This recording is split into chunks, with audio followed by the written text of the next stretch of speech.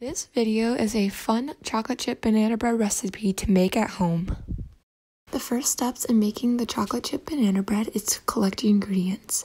You will need 2 cups of flour, 3/4 teaspoons of baking soda, a half teaspoon of salt, 3 very ripe bananas, 3/4 cup of sugar, 6 tablespoons of butter melted and cooled, 2 large eggs, 1/4 cup of plain yogurt, 1 teaspoon of vanilla extract, and 1 cup of chocolate chips.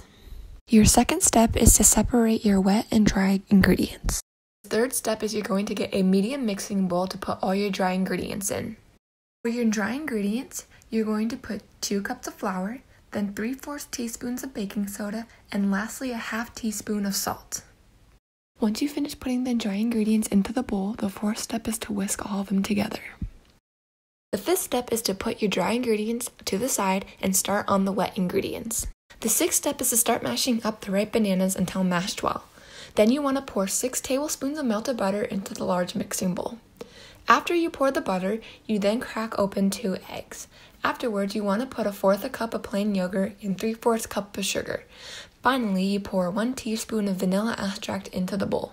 The seventh step is to start mixing the wet ingredients. You can either use an electric mixer or a whisk to mix all the wet ingredients together. The eighth step is to gently fold the dry ingredients into the wet ingredients, but be careful not to overmix. The last step is to stir in the chocolate chips until just combined. Next, you want to get a 9x5-inch loaf pan and spray well with cooking spray. Then you pour the bread batter into the prepared pan.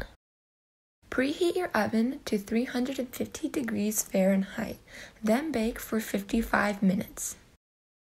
After the bread is cooked, let it cool for 10 minutes in the pan and another 35 minutes on the rack before slicing and enjoying.